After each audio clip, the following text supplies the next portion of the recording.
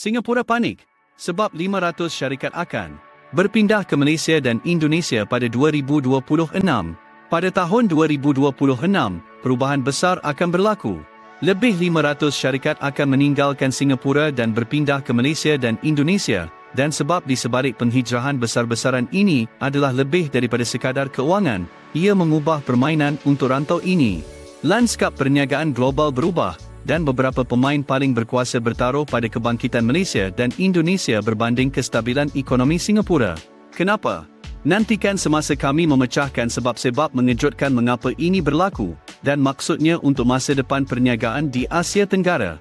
Jika anda mendengar sekarang, saya memerlukan bantuan anda untuk membuktikan sesuatu.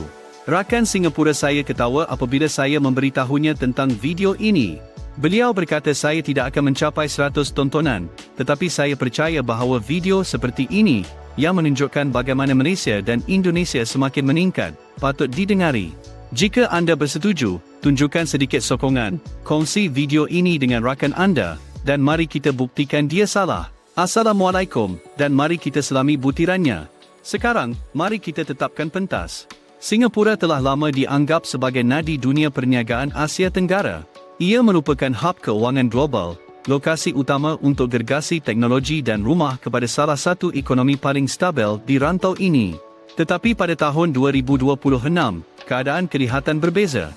Semasa kita bercakap, Singapura menghadapi cabaran yang menjadikannya kurang menarik untuk perniagaan besar, dan Malaysia dan Indonesia melangkah masuk sebagai tempat selamat baharu. Dalam beberapa minit akan datang, saya akan membimbing anda dengan tepat mengapa lebih daripada 500 syarikat merancang untuk berpindah. Saya akan memberitahu anda tentang peningkatan kos di Singapura, dasar yang mendorong syarikat untuk mencari tempat lain, dan mengapa Malaysia dan Indonesia dilihat sebagai pilihan yang lebih baik berbanding sebelum ini. Tetapi pertama, izinkan saya memberi anda gambaran tentang faktor pertama, kos operasi Singapura yang tinggi. Selama bertahun-tahun, Singapura telah menjadi pilihan utama untuk perniagaan, dan sewajarnya. Infrastruktur bertaraf dunia, lokasi strategik dan dasar cukai yang menggalakkan telah menarik syarikat dari seluruh dunia. Tetapi inilah masalahnya, kos telah meroket. Menurut laporan baru-baru ini, sewa komersial di daerah pusat perniagaan Singapura telah meningkat lebih 10% pada tahun lepas sahaja. Selain itu, kerajaan telah mengetatkan pasaran buruh, yang bermaksud pengambilan pekerja mahir menjadi bukan sahaja lebih sukar tetapi lebih mahal. Jadi, mengapa ini berlaku? Ia mudah. Ekonomi Singapura menjadi semakin bergantung kepada industri bernilai tinggi seperti perbankan, keuangan dan teknologi, manakala sektor yang kurang menguntungkan sedang dihimpit. Ini bermakna jika anda menjalankan perniagaan pembuatan atau logistik, Singapura bukan lagi pilihan kos efektif seperti dulu. Ini membawa kita kepada anjakan pertama, syarikat sedang mencari tempat di mana mereka boleh beroperasi pada sebahagian kecil daripada kos. Masukan Malaysia dan Indonesia. Kedua-dua negara menawarkan kos yang jauh lebih rendah untuk menjalankan perniagaan, sama ada sewa, buruh atau cukai korporat. Malaysia, sebagai contoh, menawarkan insentif cukai yang terlalu bagus untuk diabaikan. Bagi perniagaan dalam bidang teknologi dan pembuatan, kerajaan Malaysia menawarkan cuti cukai sehingga 10 tahun. Bayangkan menjimatkan berjuta-juta untuk pembayaran cukai hanya untuk membuat langkah yang betul. Tetapi ia bukan hanya mengenai wang. Sebab kedua syarikat-syarikat ini mengemas ialah kebimbangan yang semakin meningkat terhadap persekitaran politik Singapura. Kini, Singapura terkenal dengan stabil, tetapi kestabilan juga boleh bertukar menjadi genangan. Kawalan ketat kerajaan ke atas ekonomi dan peraturan yang semakin meningkat telah mula menipiskan usahawan. Lihatlah sekatan yang semakin meningkat ke atas buruh asing, yang secara langsung memberi kesan kepada industri seperti pembinaan dan teknologi.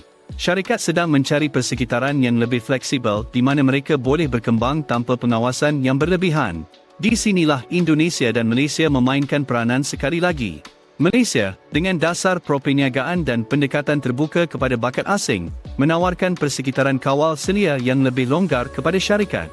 Di samping itu, Indonesia, dengan penduduknya yang besar dan kelas menengah yang semakin meningkat, adalah pasaran baru muncul yang tidak boleh diabaikan oleh perniagaan.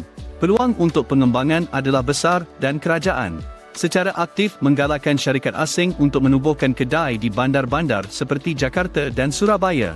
Berikut ialah faktor ketiga yang dimainkan, kebangkitan hub teknologi di Malaysia dan Indonesia. Singapura sentiasa menjadi ibu kota teknologi rantau ini, tetapi Malaysia dan Indonesia merapatkan jurang dengan pantas. Inisiatif Zon Perdagangan Bebas Digital Malaysia telah menarik pemain utama seperti Alibaba dan Amazon, meletakkan negara sebagai pemain utama dalam e-dagang dan logistik. Selain itu, ekosistem permulaan Indonesia yang semakin berkembang membuat gelombang di seluruh dunia. Syarikat seperti Gojek dan Tokopedia telah meletakkan Indonesia di peta sebagai perkara besar seterusnya dalam teknologi. Mari kita berhenti sebentar di sini. Saya ingin bertanya kepada anda, bagaimana perasaan anda tentang peralihan ini? Adakah anda fikir Malaysia dan Indonesia benar-benar boleh menyaingi dominasi Singapura, atau adakah mereka gagal? Letakkan pendapat anda dalam komen di bawah. Saya ingin mendengar pendapat anda mengenai perkara ini. Baiklah, sekarang, mari kita bincangkan nombor. 2026 akan menjadi tahun apabila kita melihat pertumbuhan sebenar di Malaysia dan Indonesia, dan angka-angka itu menyokongnya. Menurut ramalan ekonomi terkini, Malaysia diunjurkan menyaksikan pertumbuhan KDNK sebanyak 5% tahun depan, manakala Indonesia dijangka menyaksikan kadar pertumbuhan yang lebih tinggi sebanyak 6%. Sementara itu, pertumbuhan Singapura telah perlahan kepada hanya 2%. Angka-angka itu bercakap banyak. Tetapi tunggu, ada lagi. Kita tidak boleh mengabaikan peningkatan pembangunan infrastruktur di kedua-dua negara. Malaysia sedang meningkatkan projek kereta api berkelajuan tingginya, menghubungkan Kuala Lumpur dengan Singapura dan bandar-bandar utama lain, yang akan menjadikan logistik dan pengangkutan lebih lancar. Indonesia, sebaliknya, mencurahkan berbilion-bilion ke dalam infrastrukturnya untuk meningkatkan ketersambungan, termasuk pelabuhan baharu, lebuh raya dan lapangan terbang. Peningkatan infrastruktur ini menjadikan kedua-dua negara jauh lebih menarik bagi perniagaan yang ingin berkembang ke Asia Tenggara. Apakah maksudnya untuk syarikat yang ingin berpindah? Pertama, mereka tidak lagi dihadkan oleh kos operasi yang tinggi di Singapura, dan kedua, mereka boleh memanfaatkan pasaran Malaysia dan Indonesia yang semakin berkembang, yang menjadi lebih terhubung, lebih digital dan lebih mampu menyokong perniagaan secara berskala. Tetapi inilah sesuatu yang mungkin anda tidak jangkakan. Pemenang terbesar dalam peralihan ini bukan sahaja negara, ia adalah pekerja. Dengan kebangkitan industri baharu dan penempatan semula perniagaan, berjuta-juta pekerjaan diwujudkan di Malaysia dan Indonesia. Pekerja mahir dalam teknologi, pembuatan dan logistik mendapat permintaan tinggi, dan dengan persaingan yang lebih rendah untuk bakat, gaji akan meningkat. Bagi pekerja yang bergelut dengan kos sara hidup yang tinggi di Singapura, ini boleh menjadi pengubah permainan. Mereka akan mendapati diri mereka berada dalam persekitaran yang lebih berpatutan dengan peluang pekerjaan yang lebih baik dan taraf hidup yang lebih tinggi. Sekarang, mari kita mula mengakhiri ini. Seperti yang anda lihat, trend syarikat yang berpindah dari Singapura ke Malaysia dan Indonesia bukan sekadar fase yang berlalu, ia merupakan permulaan perubahan besar-besaran dalam lanskap perniagaan rantau ini. Syarikat mencari kos yang lebih rendah, persekitaran kawal sedia yang lebih fleksibel, akses yang lebih baik kepada teknologi dan peluang pertumbuhan. Malaysia dan Indonesia melangkah ke hadapan, dan Singapura menghadapi persaingan sengit buat kali pertama dalam beberapa tahun. Persoalannya ialah, apakah maksudnya untuk masa depan?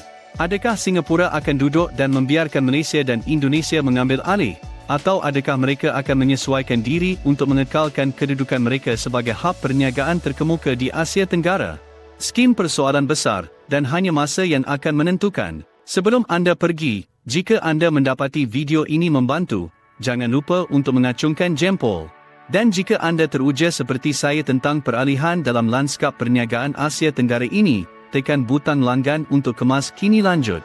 Terima kasih kerana menonton, dan ingat, sama ada anda pemilik perniagaan, pekerja, atau hanya seseorang yang memerhatikan kebangkitan Asia Tenggara, perubahan ini akan memberi kesan kepada kita semua. Nantikan untuk lebih lanjut, dan sehingga lain kali.